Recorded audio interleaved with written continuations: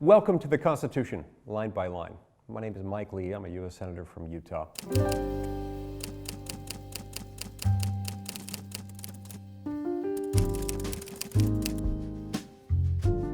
Today we're going to be talking about Article 1, Section 1, Clause 1. This is the very first operative provision of the Constitution, which says that all legislative powers herein granted shall be vested in a Congress of the United States, which shall consist of a Senate and a House of Representatives.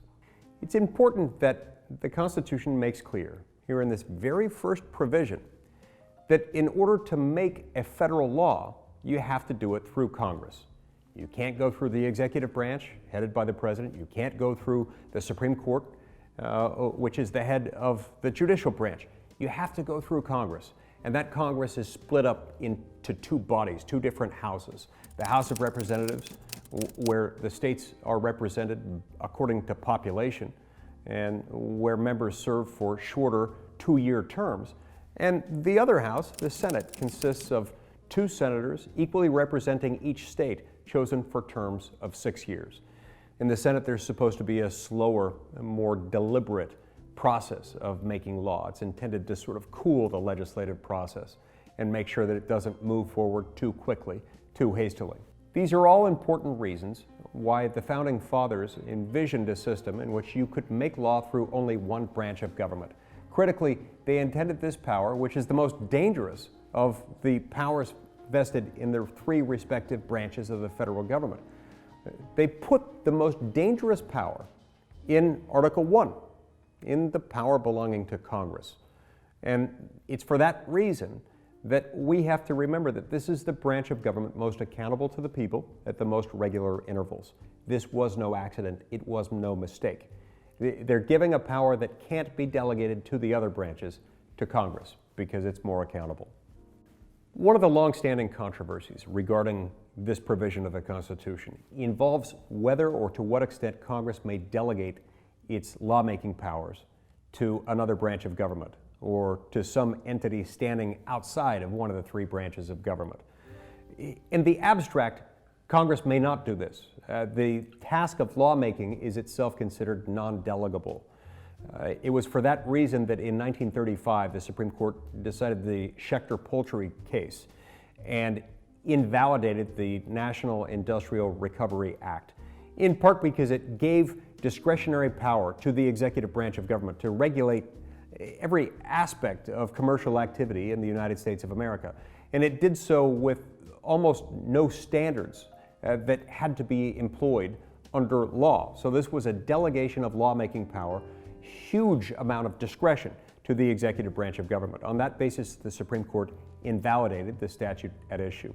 In a more recent case, for example, a case called Whitman versus American Trucking, the Supreme Court again reiterated the fact that the lawmaking power is non-delegable, and it did so even while addressing an argument that Congress had unconstitutionally delegated its lawmaking power under the Clean Air Act by delegating to the EPA the power to make and interpret and enforce rules carrying the force of generally applicable federal law promulgated and enforced pursuant to the Clean Air Act.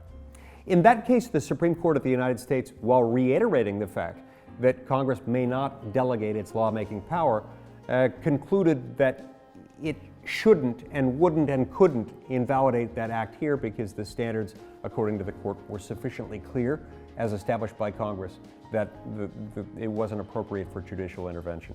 In that case, Justice Scalia noted that the Supreme Court was confronting a question not just as to whether Congress had created too much power within the executive branch, but it was as though Congress had created a sort of new enterprise altogether, a junior varsity Congress, as he put it, something that would stand outside the three branches of government, but nonetheless exercise lawmaking power. In his dissenting opinion in Mistretta versus United States, Justice Scalia concluded, quote, "But while the doctrine of unconstitutional delegation is unquestionably a fundamental element of our constitutional system, it is not an element readily enforceable by the courts. Once it is conceded, as it must be, that no statute can be entirely precise, and that some judgments, even some judgments involving policy considerations, must be left to the officers executing the law and to the judges applying it. The debate over unconstitutional delegation becomes a debate not over a point of principle, but over a question of degree. The net effect of these cases is to say that on the one hand, Congress may not delegate lawmaking power. That belongs to Congress. It's constitutionally assigned to Congress because Congress is the branch of government most accountable to the people at the most regular intervals.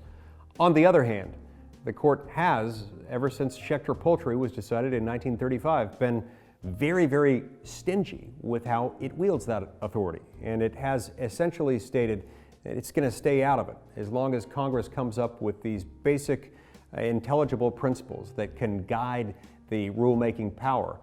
The Supreme Court tends to consider that sufficient so as to allow the Congress to avoid having its acts stricken down as unconstitutionally delegating Congress's lawmaking power. Congress has become addicted to this process whereby it delegates rulemaking power. It delegates to a third party, usually an executive branch agency, sometimes a so-called independent agency, operating outside of the normal leadership framework within the executive branch of government headed by the President of the United States.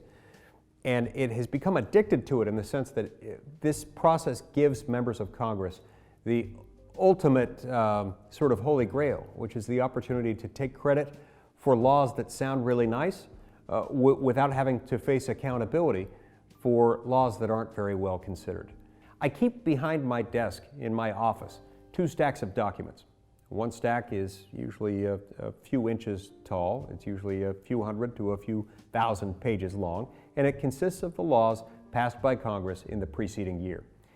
The other stack is often as high as 13 feet tall and can be nearly 100,000 pages in length in a given year, and it consists of the Federal Register. The Federal Register is the annual cumulative index of federal regulations as they're released to the public for notice and comment and later finalized. Many of those documents within the Federal Register contain legally binding provisions, binding on the American people, no less than an act of Congress. But the difference is that the small stack of documents I referred to, the laws passed by Congress, are made only by men and women who are elected for that purpose and stand for re-election every 2 years in the case of representatives and every 6 years in the case of senators.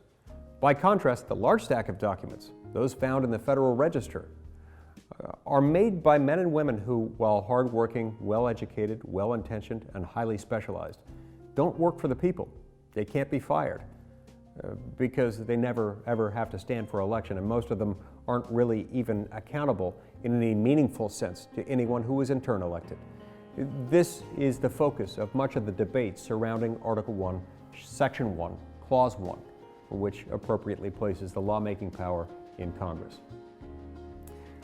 When we look to the future and we consider how best to address Article 1, Section 1, Clause 1, and how best to address the issue of delegation of lawmaking power, a lot of people look only to the courts. Now, while it's true the courts can, and many people believe should, be the ones to take a look at this and to start enforcing the non-delegation principle.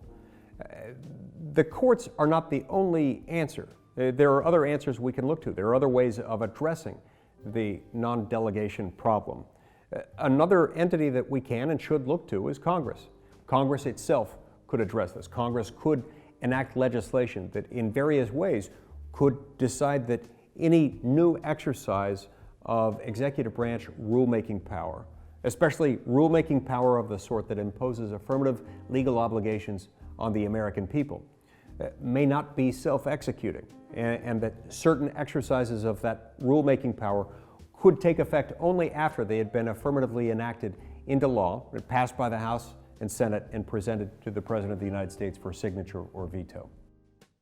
Thank you for joining us for the first episode of the Constitution Line by Line. If you've enjoyed this, please subscribe.